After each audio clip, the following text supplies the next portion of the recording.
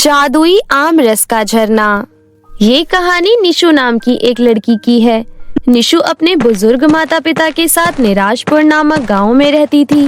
निशु के माता पिता बुजुर्ग हो गए थे, इसलिए अब उनकी हड्डियों में इतनी जान नहीं थी कि वो कोई काम कर सकें। इसलिए वो लोग ज्यादातर आराम ही किया करते थे। निशु ने अपने माता पिता का ध्यान बखूबी रखा हुआ था। निशु को पूरे गांव में कोई और काम नहीं मिला था, इसलिए उसको जंगल से लकड़ियां काट कर लानी पड़ती थी और बाजार जाकर उन्हें बेचना पड़ता था। यही काम करके वो अपना और अपने बुजुर्ग माता पिता का पेट पाल रही थी। एक दिन अचानक से उनके गांव में बहुत तेज तूफान आ जाता है। जिसके पक्के मकान थे उन्हें तो कोई फर्क नहीं पड़ा, लेकिन निशु जैसे गरीब लोगों के कच्चे मकान उस तूफान से कभी भी टूट सकते थे। निशु बेटा, देखना, तूफान के कारण हमारे घर में दरारें पड़ने लगी है। लगता है ये तूफान हमारा घर झेल नहीं पाएगा। आप सही कह रही हो माँ। काश कि मैं एक पक्का मकान बनवा पाती। लकड़ी काटने के काम से मैं ज्यादा कुछ नहीं कमा पाती हूँ। मुझे लगता है मुझे कोई और काम ढूंढना होगा। तुझे पता है, जब तू पैदा हुई थी तब हम खुश तो बहुत थे, लेकिन हमारे मन में एक ख्याल था कि काश हमको लड़का होता तो हमारे बुढ़ापे का सहारा बनता। लेकिन अब हमें इस बात का कोई दुख नहीं है कि हमारा बेटा नहीं हुआ। हमारी बेटी ही हमारे बुढ़ापे का सहारा बनी हुई है। माँ, ये तो मेरा कर्तव्य है, आप चिंता मत कीजिए। आपका और पिताजी का मैं बहुत अच्छे से ख्याल रखूंगी, लेकिन फिलहाल इस घर का क्या किया जाए। निशु चिंता में पड़ जाती है। वो देखती है कि उसके बूढ़े माता पिता ठंड से ठिठुर रहे हैं।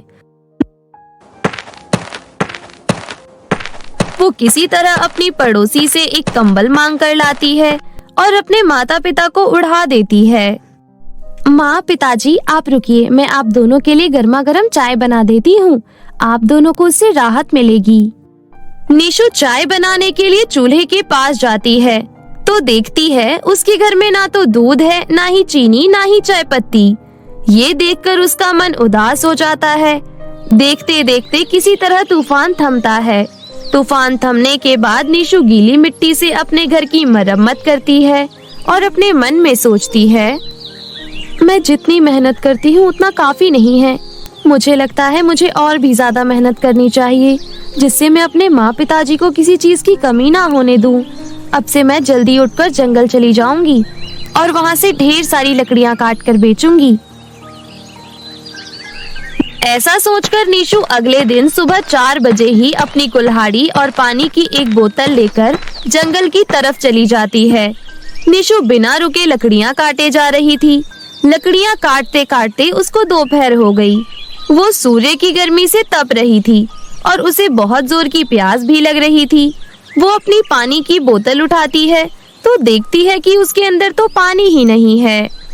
अरे ये क्या, पानी तो सारा खत्म हो गया। निशु की बोतल में बिल्कुल पानी नहीं था, क्योंकि वो सारा पानी पहले ही पी चुकी थी। कोई बात नहीं, मैं थोड़ी प्यास बर्दाश्त कर लूंगी, क्योंकि मुझे अपने माता पिता के लिए बहुत ज्यादा मेहनत करनी है। निशु अपने प्यास को इग्नोर करके वापस से लकड़ियां काटना शुरू कर देती है। थोड़ी देर बाद निशु को पानी बहने की आवाज आने लगती है। वो सोच में पड़ जाती है, क्योंकि जहाँ तक उसको पता था उस जंगल में कोई नदी या झरना नहीं था। अरे ये क्या, जहाँ तक मुझे इस जंगल के बारे में पता है यहाँ तो कोई पानी का स्रोत नहीं है। फिर ये पानी बहने की आवाज कहाँ से आ रही है? चलकर देखती हूँ, वैसे भी मुझे प्यास लग रही है। निशु अपनी पानी की बोतल हाथ में उठाती है और आवाज का पीछा करने लगती है और चलते चलते वो एक झरने के पास पहुंचती है। उस झरने का पानी पीले रंग का था। अरे अचानक से यहाँ पर ये झरना कहाँ से आ गया और इसका पानी पीले रंग का है?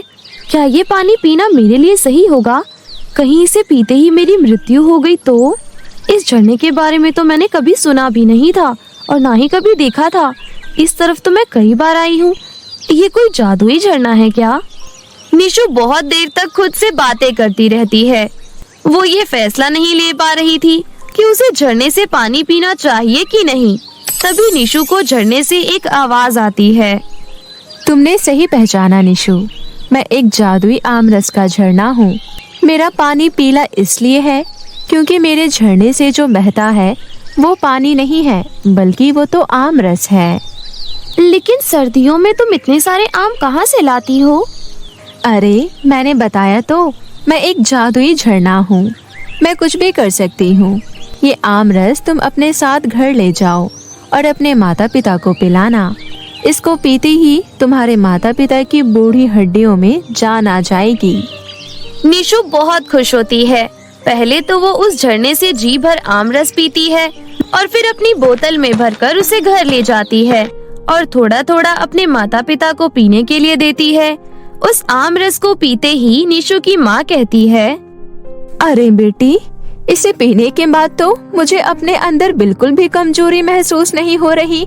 ऐसा लग रहा है अब मैं दौड़ सकती हूँ, उछल कूद सकती हूँ। हाँ बेटा, तेरी माँ बिल्कुल सही कह रही है। मुझे भी बहुत अच्छा महसूस हो रहा है। तू बता, ये आमरस कहाँ से लाई है? माँ पिताजी, मैं ये आमरस कहाँ से लाई हूँ, यदि आपको पता चलेगा तो आप भी बहुत हैरान हो जाएंगे। ऐसा कहकर निशु अपने माता पिता को जादुई आमरस के झरने के बारे में बताती है। तभी वहाँ पर निशु की एक पड़ोसन आ जाती है और बैठकर बातचीत करने लगती है। तभी निशु की माँ धीरे से निशु के कान में बोलती है, बेटी, घर में कोई आए तो उसको ऐसे ही वापस नहीं भेजना चाहिए। हमारे यहाँ मेहमान भगवान का स्वरूप होते हैं। वैसे तो हमारे पास कुछ नहीं है। तुम एक काम करो, इन्हें थोड़ा सा आमरस पिला दो। ठीक है माँ। निशु एक गिलास में थोड़ा सा आमरस निकालती है और उस औरत को पिला देती है। उस औरत को आमरस का स्वाद बहुत अच्छा लगता है। वो कहती है, अरे वाह निशु बिटिया, ये आमरस तो बहुत ही स्वादिष्ट है। ये तुमने खुद बनाया है क्या? भोली भाली निशु उस औरत को जादुई आमरस के झरने के बारे में सब कुछ बता देती है। वो औरत ये बात सुनकर बहुत अचंभित हो जाती है और उनके घर से जाकर पूरे गांव में ये खबर फैला देती है। अगले दिन निशु सुबह जल्दी उठ जाती है और एक बड़ा सा खाली बर्तन और कुल्हाड़ी लेकर जंगल की तरफ चली जाती है। जंगल जाते समय रास्ते में निशु अपने मन में सोचती है, पहले अपने बर्तन में आमरस भर लूंगी, उसके बाद लकड़ियाँ काटूंगी। ऐसा सोचते हुए निशु जब झरने के पास पहुंची तो उसने देखा कि वहां पर पहले से ही गांव के ढेर सारे लोग बाल्टी और बड़े बड़े बर्तन लेकर खड़े हैं। अरे ये क्या, इन सबको कैसे पता चला? अब मैं क्या करूं? तभी गांव का एक आदमी वहीं पर आमरस पीने लगता है। आमरस पीने के बाद उसको उल्टियां होने लगती है और वो कहता है, छी, ये कोई आमरस का झरना नहीं है, बल्कि इसमें से तो किसी इंसान की पोटी की स्मेल आ रही है। लगता है ये गटर का पानी है। सारे गांव वाले वहां से तुरंत भाग जाते हैं। फिर निशु बड़े ही अचंभित होकर वहां जाती है तो उसे वहां कोई बदबू नहीं आ रही थी। ऐसा कैसे हो सकता है? कल यही आमरस मैं अपने घर लेकर गई थी, तब तो वो बहुत स्वादिष्ट था। फिर ये आदमी ऐसा क्यों कह रहा था? निशु उस पानी को थोड़ा सा पी कर देखती है तो उसमें से तो उसे बिल्कुल आमरस वाला स्वाद आ रहा था। ये तो बहुत स्वादिष्ट है, बिल्कुल आमरस की तरह। मुझे कुछ भी समझ नहीं आ रहा है। क्या ये झरना सिर्फ मुझे ही अपना आमरस देना चाहता है? निशु के मन में ये सारी बातें चल ही रही थी कि तभी उन्हें क्लियर करने के लिए जादुई झरने में से आवाज आती है। तुम सही समझ रही हो निशु। मैं नहीं चाहती कि मेरे झरने का आमरस कोई और लेकर जाए, क्योंकि उन सब के पास किसी चीज की कोई कमी नहीं है, लेकिन तुम्हारे पास है। इसलिए मैं चाहती हूँ कि तुम रोजाना मुझ में से ढेर सारा आमरस लेकर जाओ और उसे बाजार में बेचकर अच्छे पैसे कमाओ। अच्छा ऐसी बात है, तुम्हारा बहुत बहुत शुक्रिया जादुई आमरस का झरना। निशु अपने बड़े बर्तन में वो आमरस भर लेती है और उसे लेकर बाजार चली जाती है। उसके आमरस बहुत स्वादिष्ट थे, इसलिए तुरंत ही उसके सारे आमरस बिक जाते हैं और उसे उनके अच्छे दाम भी मिल जाते हैं। वो दोबारा से जादुई झरने के पास जाती है और फिर से उसी बर्तन में आमरस भर लेती है और बाजार में बेच देती है। इस तरह उसकी एक दिन में बहुत अच्छी कमाई हो जाती है और वो अपने माता पिता के लिए बहुत स्वादिष्ट स्वादिष्ट खाना लेकर जाती है। माँ, मैं आप लोगों के लिए खाना लेकर आई हूँ, वो भी बहुत अच्छा। निशु अपने माता पिता को भरपेट खाना खिलाती है और बाकी बचा हुआ खाना खुद खा लेती है। तब निशु की माँ कहती है, जुग जुग जियो मेरी बच्ची, ये सब तुम्हारे नेक कर्मों का फल है। तुम अच्छी हो तभी वो जादुई झरना तुम्हारी मदद करती है। निशु अपनी माँ की बातों से बहुत खुश होती है और अब रोजाना यही काम करने लगती है। वो रोजाना आम रस बाजार में बेचती थी। धीरे धीरे आसपास के गांव के लोग भी उससे आम रस खरीदने आने लगे, जिसके कारण उसकी बहुत अच्छी कमाई हुई और उसने अपना एक पक्का दुकान बना लिया। इस बात की खबर जब उस देश के राजा को लगी तो उसने भी निशु के आम रस चखने की इच्छा जाहिर की। निशु राजा के पास अपने आम रस लेकर खुद गई और उनको पिलाया। आम रस पीने के बाद राजा बहुत प्रसन्न हुआ और बोला, तुम्हारा आमरस बहुत ही स्वादिष्ट है। आज से तुम शाही आमरस वाली बन गई। अब तुम आम लोगों के साथ साथ शाही महल के सभी लोगों को आमरस पिलाओगी। उसके बदले मैं तुम्हें बहुत सारी स्वर्ण मुद्राएं दूंगा। आपका बहुत बहुत शुक्रिया राजा साहब। देखते ही देखते निशु के पास बहुत पैसा हो गया। उसने अपना पक्का मकान भी बनवा लिया और अपने माता पिता की सारी इच्छा पूरी की, और ये सब संभव हो पाया जादुई आमरस के झरने के कारण। परी का जादुई लहंगा और सैंडल। बहुत समय पहले की बात है। आनंदपुर नाम के एक गांव में खुशी नाम की एक लड़की रहती थी। खुशी एक अनाथ लड़की थी। उसका इस दुनिया में कोई नहीं था, परंतु वो अपने नाम के भांति हमेशा खुश रहती थी और वो बहुत ही चंचल और खुश मिजाज लड़की थी। वो जहाँ भी जाती लोगों को खुश कर दिया करती थी। सभी खुशी को बहुत प्यार करते थे। कैसी हो माँ? देखो मैं आपके लिए क्या लेकर आई हूँ। ठीक हूँ बेटी, क्या लाई है तू? हमेशा की तरह जंगलों से फल तोड़कर लाई होगी मेरे लिए। तुझे पता है ना, मुझे डॉक्टर ने फल खाने के लिए बोला है। तू सबका कितना अच्छे से ख्याल रखती है। भगवान तुझे बहुत सारी खुशियाँ दे बेटी। अम्मा, बाबा नजर नहीं आ रहे हैं, कहाँ हैं? तेरे बाबा जरा टहलने गए हैं। आजा, तेरे को कुछ खिलाती हूँ। फिर कभी अम्मा, आज मैं जरा जल्दी में हूँ, महल जा रही हूँ। महारानी ने मुझे लहंगा सिलने के लिए दिया था, अब वो सिल गया है। इतना बोलकर खुशी महल चली जाती है। महारानी लहंगा देखकर बोलती है, अरे वाह खुशी, तूने तो बहुत ही अच्छा लहंगा सिला है। पूरे गांव में मुझे बस तेरे ही हाथ का सिला हुआ लहंगा पसंद आता है, वरना तो कोई टाइट फिटिंग कर देता है तो कोई ढीला ही छोड़ देता है। ये तो आप लोगों का ही आशीर्वाद है महारानी जी। अच्छा, अब मुझे इजाजत दीजिए, मैं चलती हूँ। मैंने तुझे कितनी बार कहा है मुझे महारानी मत बोला कर। तू मुझे काकी क्यों नहीं कहती है? मैं तो तुझे अपनी समझती हूँ, क्या तू मुझे अपना नहीं समझती है? काकी, आप सच में बहुत अच्छी हो। मुझ अनाथ लड़की को इतना प्यार करती हो। कभी कभी तो मैं भूल ही जाती हूँ कि मैं अनाथ हूँ। पूरा गांव मुझे इतना प्यार करता है। खबरदार खुशी की बच्ची, जो कभी अपने आप को अनाथ कहा तो। हम सब है तो तेरे साथ। कभी किसी चीज की दिक्कत हो तो हमें बेझिझक बता दिया कर, बिल्कुल भी संकोच मत किया कर। अब इतने दिनों से तू हमारे लिए लहंगे सिल रही है, लेकिन आज तक तूने मुझसे 1 रुपया नहीं लिया। मैं तुझसे कितनी बार जबरदस्ती करती हूँ, लेकिन फिर भी तू मुझसे पता नहीं क्यों पैसे नहीं लेती। महारानी, पैसे लेकर मैं क्या करूँगी? गांव में कहीं भी जाओ कोई भी मुझे खाना खिला देता है और घर में सोने के लिए बिस्तर तो है ही। मुझे भला क्या जरूरत पैसों की। हाँ हाँ, बातें बनवा लो तुझसे। अच्छा सुन, ये कुछ फल फ्रूट है, इन्हें अपने साथ लेती जा। ठीक है काकी, अब मैं चलती हूँ। उसके बाद खुशी वहाँ से चली जाती है। तभी रास्ते में एक चाय की टपरी से एक औरत खुशी को आवाज लगाती है, अरे ओ खुशी बिटिया, तुम्हारे लिए किसी का फोन आया था, जरा बतिया तो लो। मेरे लिए फोन? आती हूँ काकी। खुशी चाय की टपरी पर जाकर बोलती है, हेलो, कौन हो आप और मुझे कैसे जानते हो? अरे खुशी, तुम मुझे भूल गई? मैं बोल रहा हूँ आदित्य। अरे आदित्य, तुम कैसे हो और गांव कब आ रहे हो? कितने साल हो गए तुम गांव नहीं आए। जब तुम्हारी छुट्टियां पड़ती है तब तो आ जाया करो। अरे खुशी, अब तुम चिंता मत करो, अब मेरी पढ़ाई खत्म हो चुकी है। अब तो मैं हमेशा हमेशा के लिए वहाँ आ रहा हूँ। सच में? मैं बहुत खुश हूँ। क्या तुमने महारानी जी को ये बात बताई? अभी तक तो नहीं बताई। मैं माँ को सरप्राइज देना चाहता हूँ। अच्छा चलो अब मैं रखता हूँ, आज शाम की मेरी फ्लाइट है, कल मैं गाँव आ जाऊँगा। इतना कहकर आदित्य फोन रख देता है। आदित्य महारानी का बेटा था जो पढ़ाई करने के लिए विदेश गया हुआ था। आदित्य और खुशी बचपन से ही एक दूसरे से प्यार करते थे। आदित्य के गांव आने की बात सुनकर खुशी बहुत खुश हो जाती है और कहती है, काकी, आपको पता है आदित्य गांव आ रहा है। मैं बहुत खुश हूँ। अच्छा काकी, मैं चलती हूँ, मुझे बहुत सारी तैयारियाँ करनी है। ठीक है, जा आराम से जाइयो।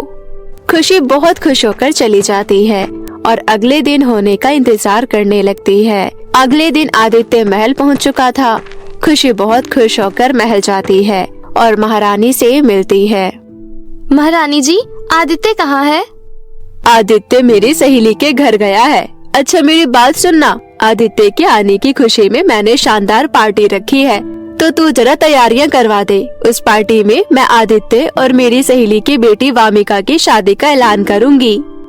महारानी की ये बात सुनकर खुशी के पैरों तले जमीन खिसक जाती है। सच में महारानी जी, क्या आदित्य शादी के लिए तैयार है? अरे वो मेरा बेटा है, कैसे नहीं होगा शादी के लिए तैयार। वो मेरी कोई बात नहीं टालता और इस बार भी वो मेरी बात जरूर मानेगा।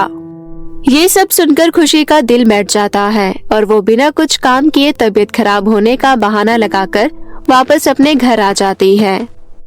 भगवान, मेरे साथ ही हर बार ऐसा क्यों होता है? आपको तो पता है मैं आदित्य से कितना प्यार करती हूँ। अगर आज ये रिश्ता हो गया तो हम कभी एक दूसरे से नहीं मिल पाएंगे और हमारा प्यार अधूरा ही रह जाएगा। मुझे लगता है शायद आदित्य को भी वामिका पसंद है, तभी तो वो आने के बाद मुझसे मिलने की बजाय पहले वामिका के पास गया। खुशी खूब रो रही थी। रोते रोते उसको नींद आ जाती है। थोड़ी ही देर बाद कोई उसका दरवाजा खटखटाता है। वो कोई और नहीं बल्कि आदित्य था।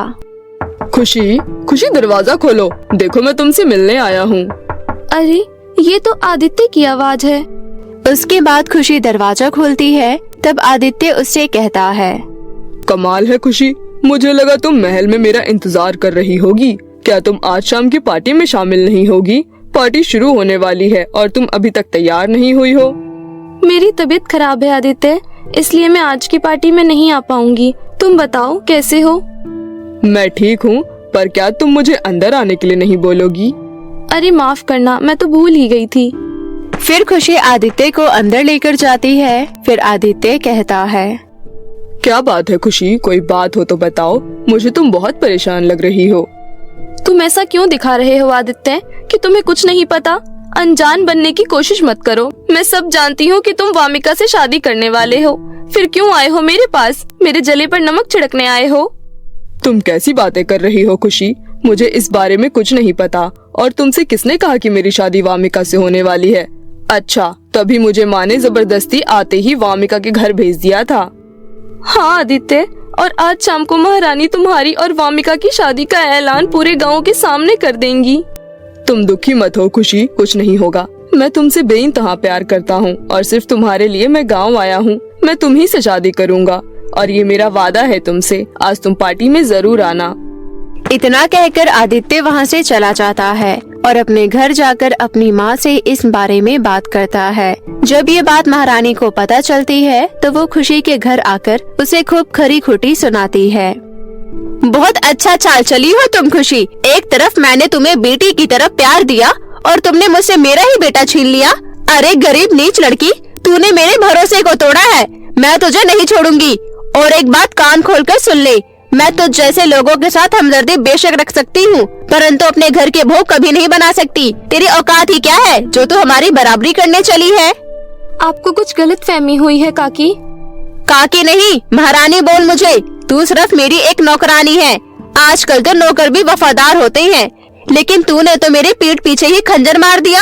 अगर तू अपनी भलाई चाहती है तो हमेशा हमेशा के लिए मेरे बेटे की जिंदगी से दूर चली जा, समझी तू? इतना बोलकर महारानी वहाँ से चली जाती है और इधर खुशी को उनकी बातों का बहुत बुरा लगता है।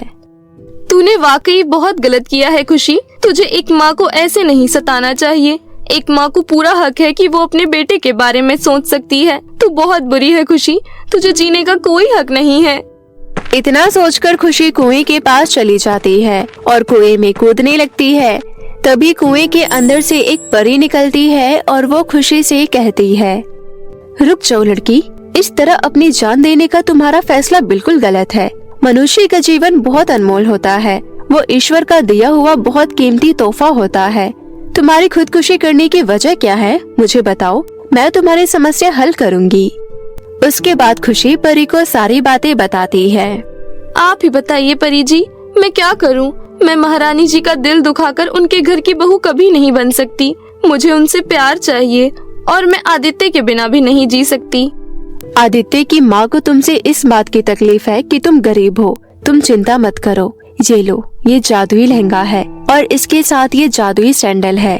इस लहंगे को पहनते ही तुम दुनिया की सबसे खूबसूरत लड़की में बदल जाओगी और इस सैंडल के जादू से तुम्हारे प्रति महारानी के मन में जितनी भी घृणा है सब खत्म हो जाएगी और तुम अपना जीवन अच्छे से व्यतीत कर पाओगी।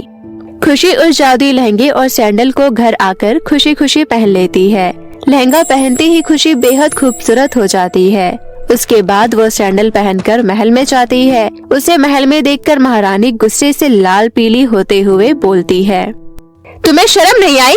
मेरे इतना जलील करने के बाद भी तुम यहाँ आई हो? तभी खुशी मन ही मन जादुई सैंडल को जादू दिखाने के लिए कहती है। फिर एकदम से महारानी कहती है, अरे बेटी, तुम आ गई? चलो अच्छा हुआ तुम आ गई।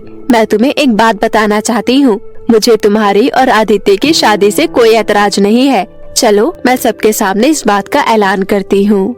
उसके बाद महारानी सबके सामने आदित्य और खुशी की शादी का ऐलान कर देती है। कुछ ही दिनों बाद दोनों की शादी हो जाती है। इस प्रकार परी के दिए हुए जादुई लहंगे और सैंडल की वजह से खुशी को उसकी खुशियाँ मिल जाती है और वो अपना जीवन खुशी खुशी व्यतीत करने लगती है।